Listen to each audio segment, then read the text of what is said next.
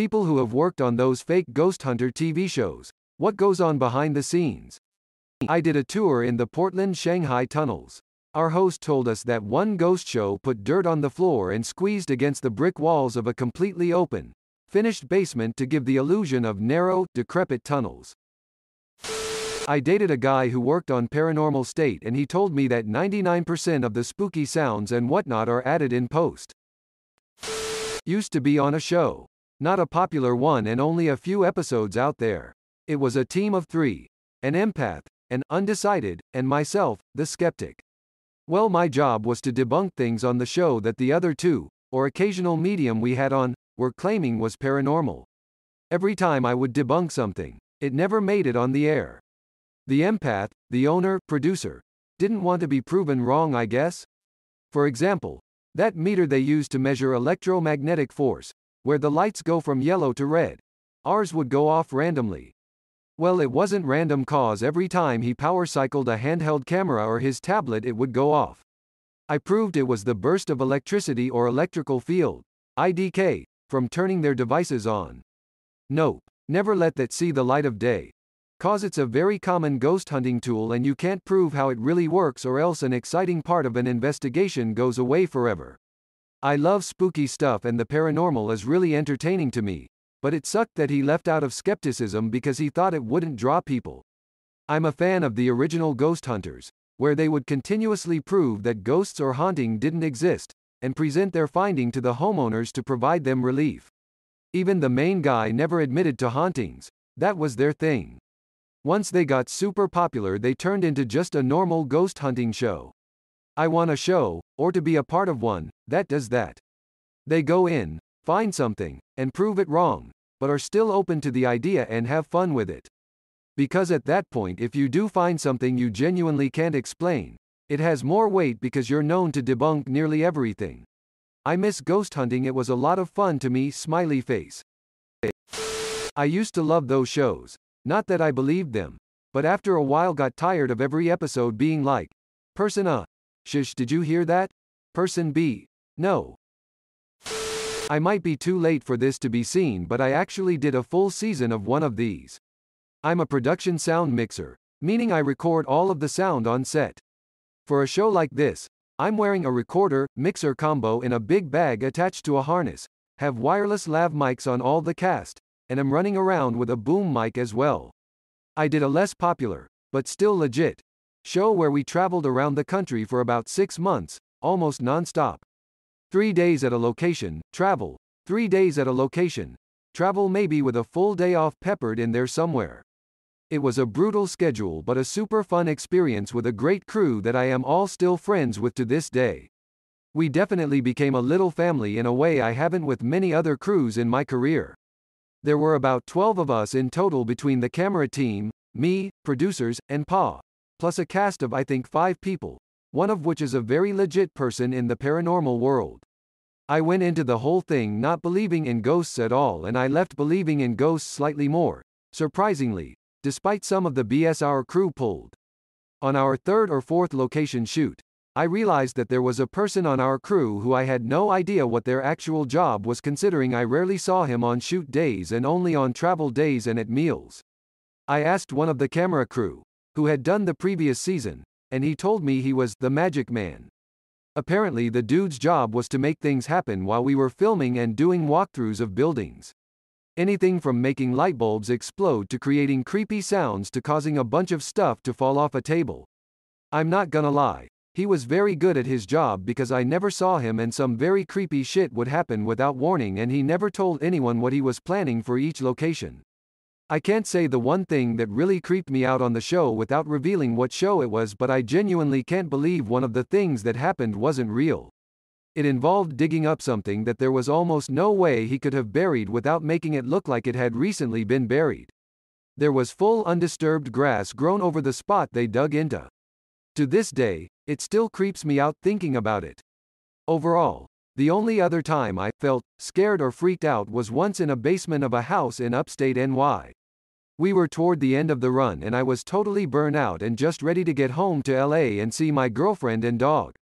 Ghosts are fake. This show is fake. Everyone on the crew was annoyed with everyone else. the content was stupid, etc. It was probably about -10 degrees Fahrenheit near Ithaca, completely pitch black, and I felt someone come get right in my face, centimeters away, and start breathing for like 30 seconds. The thing is, the equipment I wear is big and heavy and sticks out almost a foot off my stomach when I'm wearing it, so there's no way anyone could have gotten that close. The thing was, I felt like I couldn't do anything about it. I reached out and no one was there, but the warm breath and presence was still there. It freaked me the fuck out and still does thinking about it to this day.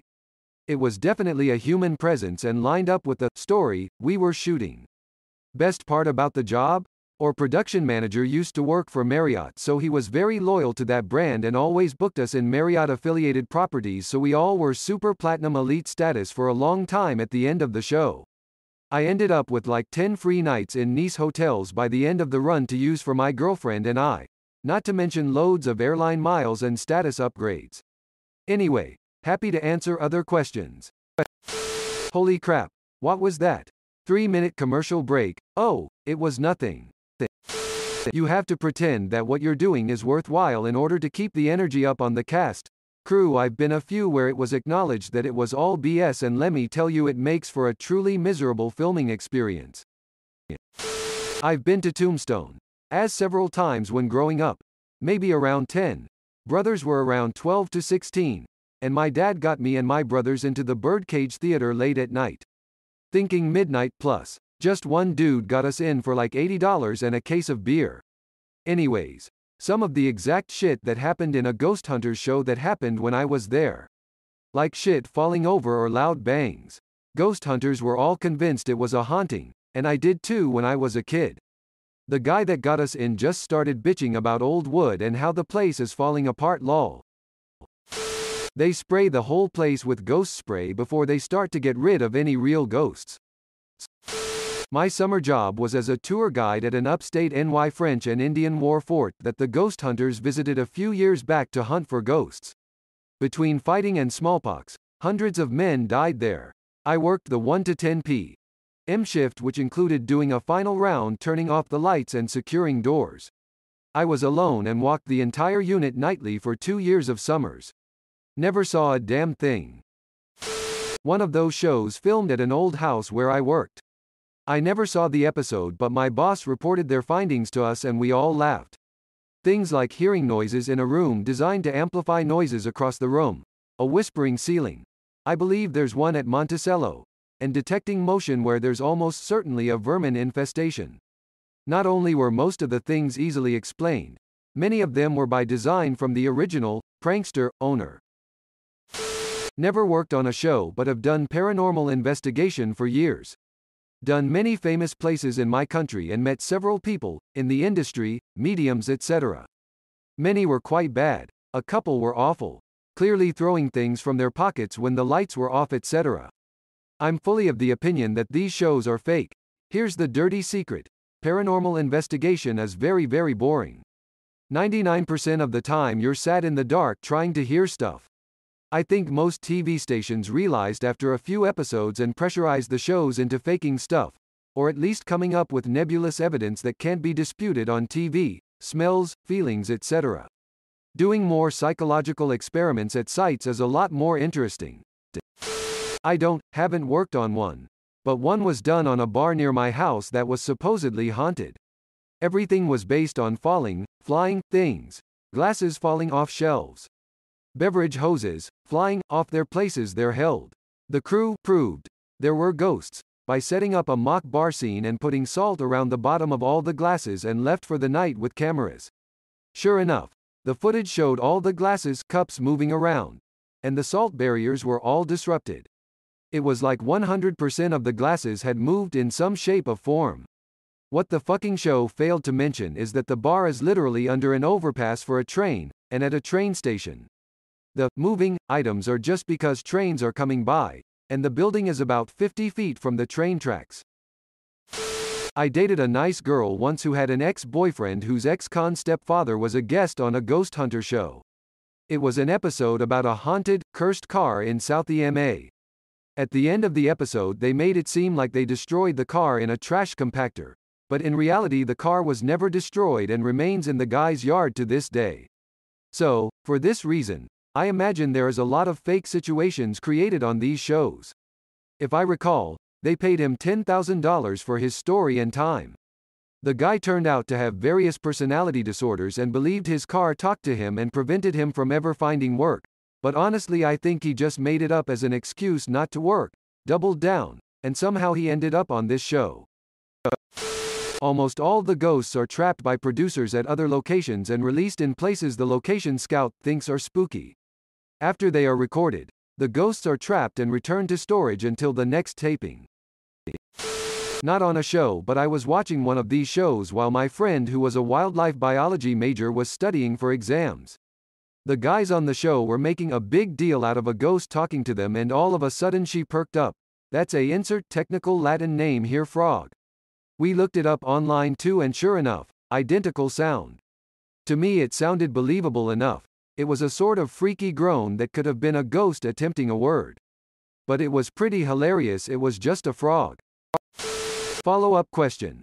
Why do the hunters always talk like they're going to beat a ghost's ass? Asterisk show YOURSELFFFFFF. Asterisk. Like, maybe it's not a malevolent spirit. Maybe it's Dave from the deli who got trapped in this dimension. I worked on one for a week. This was about 4 years ago. The hunters invited a psychic, not sure if that was what he called himself. This guy was a big asshole, and thought he was the shit. Big ego. Anyway, they were hunting in a haunted house, and this guy was doing a walkthrough before taping. He went into the whole routine. Cameras were not rolling. It was just for staging and getting acclimated. During this time I was at Video Village and could hear what was going on. He was in an upstairs room and began to feel a cool breeze. He made a big deal about it and insisted we start rolling. We did, and he went on and on about thou room temperature drops mean a spirit. He started asking crew if they felt the breeze as well, they did. Finally the first AD, who was sick of this guy's shit, told the guy that the breeze was coming from the open window in the other room. The psychic threw a fit and stormed out saying we were all amateurs. I work and live in SE, Ohio. I've seen a few episodes of a particular show that investigates monsters. It shows the team going to all kinds of different counties and places. But the actual footage is normally recorded within a 25 miles radius. There are lots of oil tanks in the episodes. They mark the county and township on the safety emergency ID tags. So a well-trained eye can see that most of the footage is shot in the same area of SE, Ohio.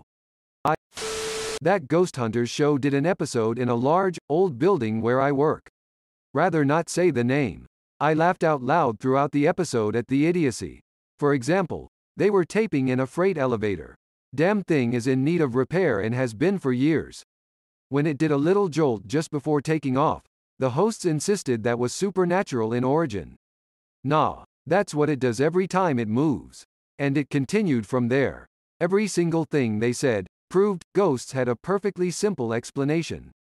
The company I work for loved the publicity, even though it was complete nonsense.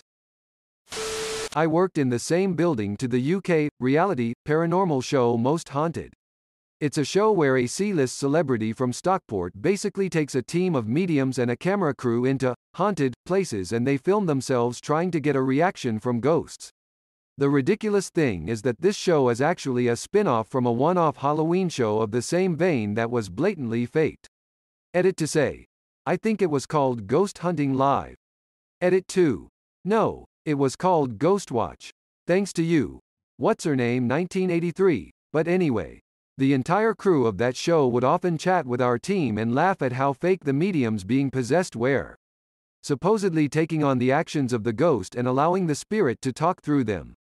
One medium in particular, a medium from Liverpool who had an Ethiopian spirit guide and has now passed away himself, was set up by the crew when they realized he was stealing copies of their notes meant for the history team. So one day they changed all of the historical names to be either rude or anagrams with the words, fake medium, or, is a liar, and also made reference to some not speaking English or having a strong Scottish accent to see how far he would go. There were a few episodes recorded and some actually aired before anyone higher up realized, and that was only after some fans caught on and discussed it online. When they did, however, the medium in question actually walked. He wasn't sacked like some of the news articles at the time suggest. https://youtube.be/i8h_v8cm9cq. Mary loves dick became a regular punchline in the building after that. More here. https://www.mirror.co.uk/3am/celebrity-news/derek-akoras-controversial-career-most-2121098 https://youtube.be/2vol6nikki. I used to work as a gardener near a foreclosed insane asylum. Shitty job, but I'm an immigrant from Mexico, so not much choice. A bunch of asshole kids were making a TV show about hunting ghosts or something, and they tried to get me to give them an interview about all the spooky shit that I've seen. I told them I've seen nothing and suggested they fuck off. Then they gave me $20 and I did give them an interview saying that I've seen a ghost. Last I heard of them, they were to spend a night inside, but I don't know what happened to them, although I did hear the footage was released. I need to dig around to find it when I am not at work, but Brandy, one of the regular investigators on Ghost Hunters, had a lot of thoughts she shared freely after leaving the show. She basically said she didn't believe in any of it, and that as the series went on, other investigators started making up more and more BS, so they got screen time. I hope this fits here. I used to work for a company that had a few different properties, buildings. One of the properties did not get much business, so it was usually just manned by a receptionist. The usual receptionist was this older eccentric gal, who would also smoke a lot of weed on the job, probably due to the boredom, isolation of being there. On numerous occasions, she would tell me about how she was 100% convinced a ghost lived in the building. She even named him Matt, or something. Anyway, she got the bright idea to call up a ghost hunter show and invite them up to film, which they jumped at. Mind you, she did not ask management for permission. Everything was agreed to. But on the date they were to show up, for whatever reason she flaked out and stood them up. Apparently the ghost hunter people showed up and were banging on the doors for a couple hours in the dark with no response. Fast forward a few weeks when I'm talking to the GM when he gets handed a letter. It's a bill for $1,600 from some production company. Half of me wanted to get out of that office ASAP, but half wanted to stay for the lols. The look on his face when he learned what happened was fucking priceless. Thanks for watching. See you later.